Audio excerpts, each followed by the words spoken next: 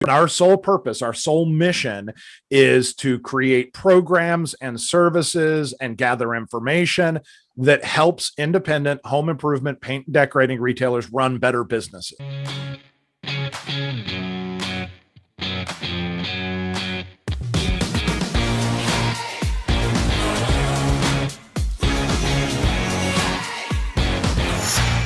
Hey, everybody, thanks for joining me today. With me on my episode of the Mark My Words podcast today is Dan Tratensek. Dan is the Chief Operating Officer and the Executive Vice President of the National Hardware and Paint Association. And they are the trade group. They had been covering independent hardware retailers for the entirety of my career. And recently they merged with the PDRA, that's the Paint and Decorating Retailers Association, to create a new umbrella organization which covers all independent retailers in the space, whether they are a hardware retailer, lumber retailer, or a paint retailer. One of the services that they provide is the cost of doing business study, which I've seen other information like this just as it relates to paint dealers. Benjamin Moore has provided information like this to dealers and to me as a consultant working with some of their dealers over the years.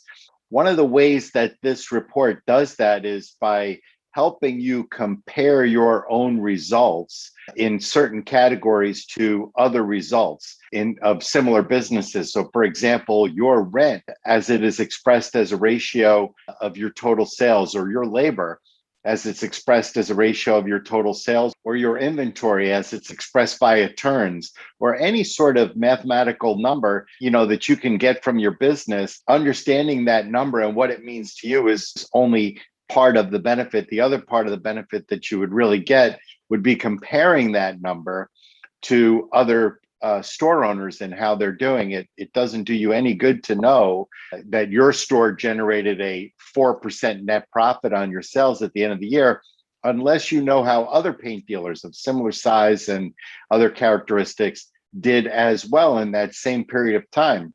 This information helps dealers understand whether or not they're being successful in a real world environment, not just in what's going on in their own heads as they look at their own numbers. And so dealers have a tendency to look at their performance and they think, well, I did 4% this year, I did 3.8% net profit last year. And so by definition, I've done better. And so, they're satisfied and they move on. When in reality, due to something that's happened in the economy, like the pandemic or shortages or whatever we may be dealing with, if everybody else went from 4 to 6%, then despite the fact that you've had an improvement, you've in fact fallen behind. And that's the real value of this information. And at 30,000 feet, it will help you understand where the problems are in your business. And then you can, as the business owner, take the opportunity to dive down into some of those numbers and understand them better and create strategies for solving the very specific problems that you have. So whether it is that you're not profitable enough compared to others in the survey, if your cost of labor is too high compared to others or the average in the survey, these are all things that will benefit the dealers. So join me as Dan and I dig into some of these outcomes that they get. We talk a little bit about the history of the study itself. They've really generated for over 100 years a tremendous amount of history on this space. The paint retailer piece of it is fairly new for them. They just merged with the PDRA this year, but the information is really dynamite and really helpful to any paint dealer who's looking to understand their business in a more granular way. So give a listen. Let me know what you think. Like, subscribe, blah, blah. And we'll see you on the next episode. This episode of Mark My Words is sponsored by the Coatings Alliance, makers of C2 Paint. When C2 President Tom Hill asked me my opinion of what would make a program for their super premium wood finish product, Guard, more attractive to dealers, I shared my view that dealers look for three things when they're considering putting new products in their stores. They want a low initial investment. They don't want to have to spend any money on equipment, and they want to know that if the program is not successful, that they can send the product back. And so that's exactly what C2 put together in their program for Guard. I only wish my daughter Buckwheat would listen as well.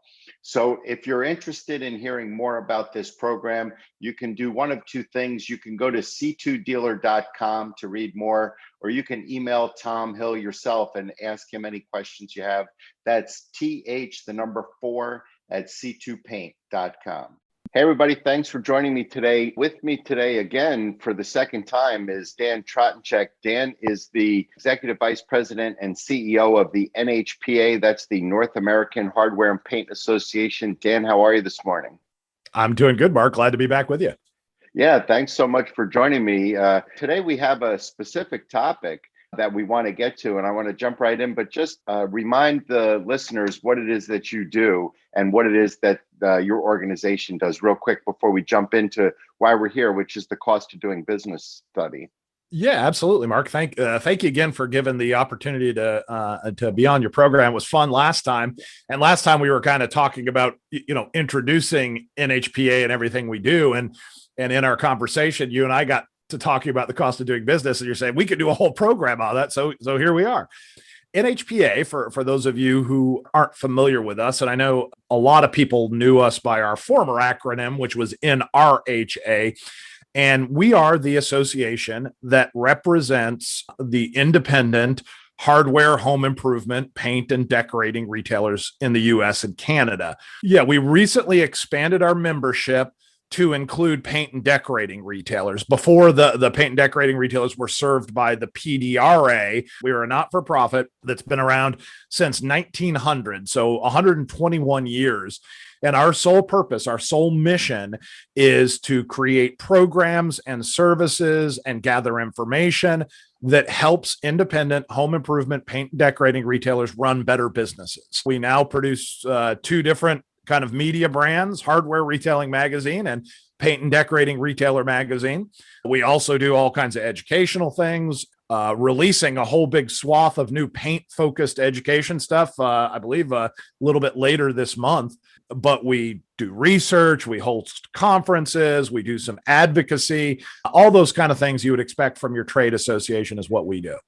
And one of those things that you do that I've always been impressed with is the cost of doing business study. Yeah. And that's really what I want to spend our time absolutely. Talking about today. So if you don't mind, let's jump right in. Let's do it. What exactly is the cost of business study that you guys do? It's in essence a research project. And every year, what we do is we reach out to our members and we ask them to provide us with their financial information. They provide us basically with their income statement and balance sheet and a little bit of demographic information. What we do is just so everybody all done privately, by the way. Absolutely privately. It's none of it is personalized. It's all aggregated. I think I mentioned it on the last call, but when the information comes into our office, it's assigned a number. And no one even knows as they're crunching these numbers, no one knows who it is. And so what we do is we take this information from real world operators. And that's what's so important about this study is it's not like the analysts in our office trying to figure out what is the average, sales volume, what is the average gross margin. This is data that's collected from real world operators. And what we do is we aggregate it. And then we begin the analysis of the data. And what we do is we determine there is an average retailer. So there's an average hardware store, there's an average paint store, an average lumber yard, an average home center. And that is, the average of what all the stores that submit data to us, how they perform. And then there is what we call the high performance or high profit group. And these dealers would be considered average or high performance. Just to interrupt you for a second, average or high performance directly related to a particular metric that we're going to talk about from the survey, right? Yeah. And it's kind of easy. The ones that we call high profit stores are just the ones that fall in the top quartile, the top 25% in terms of net operating profit, which is, as we know, net operating profit is what you can spend. I mean, that's the money that you can keep or reinvest in your business at the end of the year.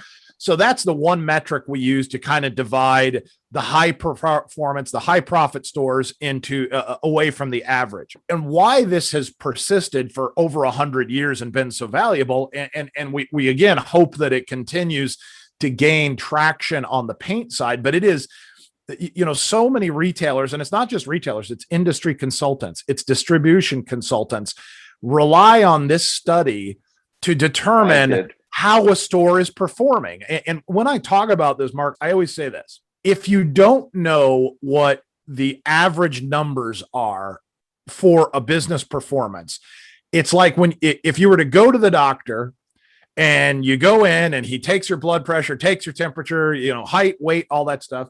And he gives you back a report and says, Mark, your blood pressure is 220 over 170. Okay. Is that good? Is that bad? I mean, if you don't know what the average person out there, what their blood pressure is, then you don't know what it should be.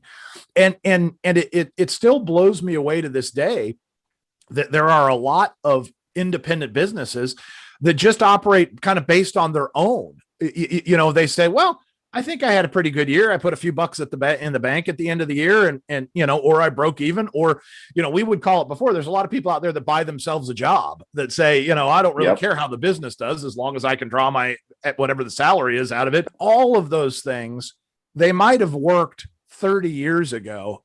I'm saying that, but this study's been around for 100 years. So there have always been high performance retailers that have wanted to look at numbers.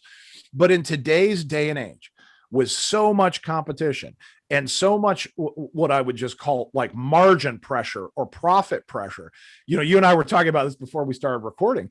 It really comes down a high performance or high profit retailer and an average retailer is how they manage those incremental numbers. And so what the cost of doing business study gives you is not only something to measure your business against, but it also gives you a roadmap to figure out, how do I take my business from point A to point B? And it becomes really easy. And we have people in our office, our chief financial officer, this kind of falls under his kind of area of responsibility of gathering the numbers and crunching the data, because he's the accountant guy. But if you're looking at your store numbers and you call in and say, hey, what am I looking at? And what do I need to focus on? He'll talk to you and say, well, just looking at your numbers compared to this, the things that stick out to me is you need to do some work here and here. That's the nice thing about specific data, which I think a lot of paint dealers don't have access to, unfortunately, about their business and how it performs compared to others. That's the real value, is you can look at your business, and a lot of dealers will look and think, well, I made a net profit of $50,000 in 2019, and in 2020 I did 55,000, and they'll look at that and say, great, my profits were up 10%. But if because of the pandemic everybody else was up 100%, you don't even know that you had a shitty year. Right, and that's why, and that's the value of a lot of this information. Obviously, the numbers that are in this study are always lagging, because we have to have you complete the year, and then we have to have you complete your. So the most recent numbers we had are really looking at performance from 2019. Right. But this year, when you see 2020, everybody's trying to figure out what the hell happened, in 2020 with COVID and all that, and sales just being incredible and all that. So this next study is going to be really interesting to look at, to see what happened last year, but to just kind of set the stage to why this is important. So what we see, and I'm going to do some clicking around so I make sure I have the right numbers in front of me. But on the last study we did, Mark, we showed that the average paint retailer, this is just the guy running out there that falls in that middle, some are better, some are worse, but the average paint retailer saw net profit before taxes of about 3.1% of net sales. Okay. So if you're doing about 3.1% of your net sales that are hitting your bottom line, I always say, net sales are all the meat you load in the top of the meat grinder, then you start turning the wheels, and what comes out the bottom is what you can kind of keep. So that's not bad. But the high profit retailers, their profit before taxes was 8.5%. So damn near 5.5% better than your average retailer, which translates, if you're talking about doing $1 million in sales, you're talking about $50,000. Right. And we're not talking about that's $50,000 net dollars in profit. That's right. That $50,000, that comes to you every year forever. And so the difference between a 6% and a 7%, net margin on a dealer doing $2 million a year. Well, that's $20,000 a year. If that dealer is 40 years old and is going to work to 65, do the math on that, and you've just come up with some $500,000-$600,000 in additional net worth that you're going to find at the end of your career. And that's the sort of difference that we're talking about. Is on the other side. It blows me away, Mark, how often and how how frequently I will talk to retailers who don't dig into these numbers. Now, I get it. A lot of people go into retail. They're not numbers. I mean, they're people, That's or they're right. paint people. That's but right. Get someone in your operation. Maybe you're running the store and your husband does something else or whatever. Get someone in, sit down and work with your accountant. This would be such a powerful tool to every year. Sit down with your accountant and say, all right, let's look at our numbers.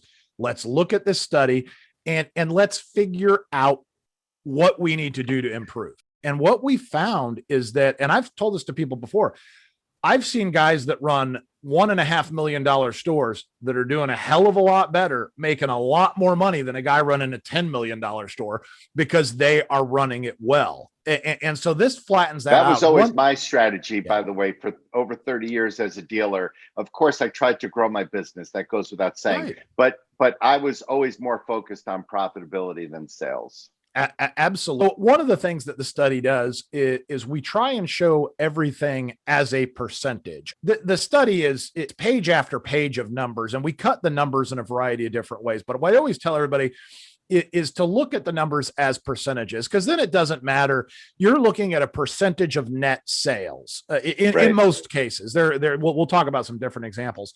So if you're talking about things like what your operating expenses are, we're showing it as a percent of your net sales.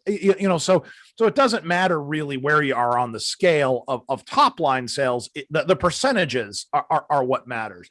But when you look at this, there are just some numbers that always stand out, and sales per square foot is a good example. The high profit group of paint stores that we looked at had average sales per square foot of $554. The average group had sales per square foot of $381. So right there, what you see, those are some numbers I like to look at. There's another number I want to bring up here too, which relates to that: sales per full-time equivalent employee. Second, Dan, dealers listening now, what Dan is about to say is really important. Sales per full-time equivalent employee. Sales per full-time equivalent employee at a high profit store were $201,485 per year. At a typical store, they were $169,225 per year. Yep. Okay. So what do we got there? About a $33,000 a year difference. Okay. Now let's just set those numbers aside for a second. You've already identified two things that are different about how a high profit retailer drives that extra 5% of profit. They get more out of their square footage and they get more out of their employees. Okay. So let's focus on employees here for a second. Right now, it is one of the biggest, hottest conversations in retail that I cannot talk to a retailer and they're not bringing up wage inflation. Okay. Now, let me ask you a couple questions. You were a retailer, Mark. Let me ask you this.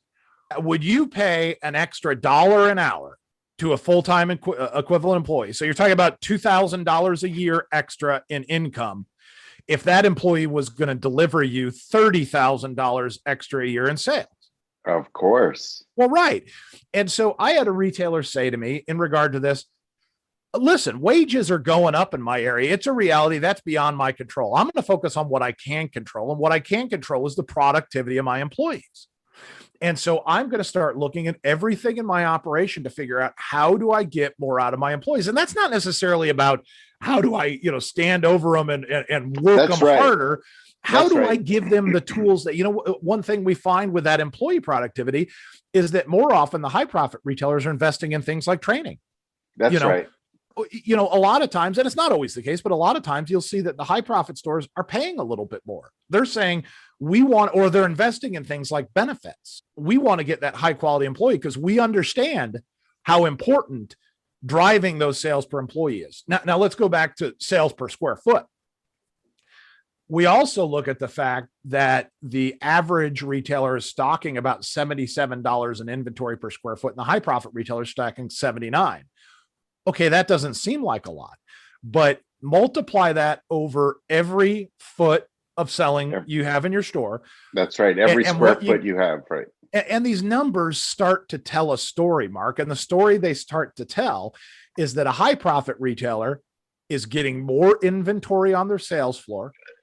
They're putting higher productivity employees on their sales floor. And ultimately, they're selling more out of every square foot they have on their sales floor because of those reasons. I'm kind of a numbers guy, and I love the story that these numbers tell. Like, is inventory turns. A typical paint store is seeing inventory turns of 3.1. So that means you're turning, the average item in your store, you're selling it 3.1 times a year. Okay. Whereas the high profit store is 4.4 times. So that is kind of the exclamation point right there, is that they're generating traffic that's coming in and buying that stuff more and more and more off their shelves. Oh, I mean, to the tune of almost 1.5 times more a year. That's right. And let's get into some of the advantages of that for a retailer. And so if your sales, assume for 1 second that your sales are sort of consistent as you take your business from 3.1 to 4.4 inventory turns, what's the value of that to a retailer? If your sales are consistent over that time, you've just identified excess inventory that you have. And so if you have an inventory of $200,000, I'm not good enough in math to tell you what number we just generated, but some amount of that, $20,000, $30,000, $40,000, by going from 3 to 4 turns a year, you can pull out of your inventory, assuming that sales are consistent, or you can use that as an opportunity to grow more sales. But either way, there's an advantage to you. And if you can pull $20,000, $30,000 out of a single store, has a couple $100,000 worth of inventory these days, if you can pull that out, that's money that you are free to invest back in your business in some other way. And that investment gives you a return every year. So you can take that $30,000 out of your inventory, which really isn't yielding you much, and you can put it into something else that's maybe growing your business. And so that's what dealers ought to be looking for, in my opinion, when they look through these numbers, is look for the opportunities within their stores to go from that 3.1 to the 4.4 on turns per year.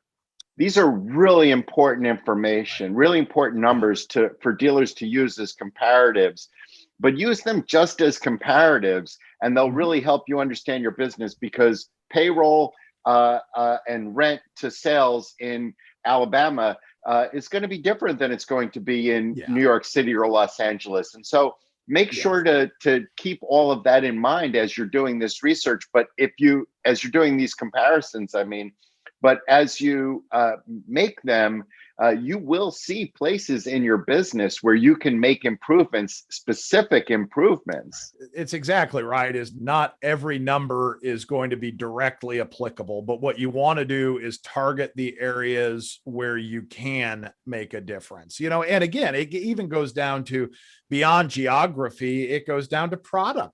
There are some stores that do a hell of a lot of business, and they've really got a service counter and a handful of products out there, and they don't really have a sales floor like someone else does.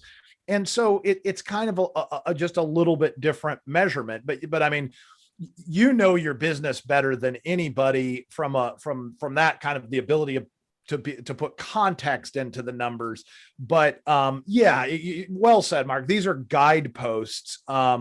If you really want to dig into numbers, that's where I think sitting down with your numbers and some historical data, but then the cost of doing business study, and sitting down with your own accountant or someone, your own business advisor, store managers. Actually, store I used manager, to spend a lot of time with my 2 store managers saying, where can we do better on this, and this, and be straight with people. Listen, I'm paying you X amount of dollars to do this. I need to maximize that if you're going to want to raise. be straight with people, and you'll Absolutely. find that there are solutions within these numbers. Well, and the ability to tie that stuff, we've had this conversation before about, well, I'm not going to give you a raise, I'm not going to give you a raise right now and hope things get better, but empower your employees to say, listen, here are some metrics that we want to look at. And if you can help us drive those metrics, once we hit those metrics, no question at all, I'll give you the money. I'll give you the money. Exactly.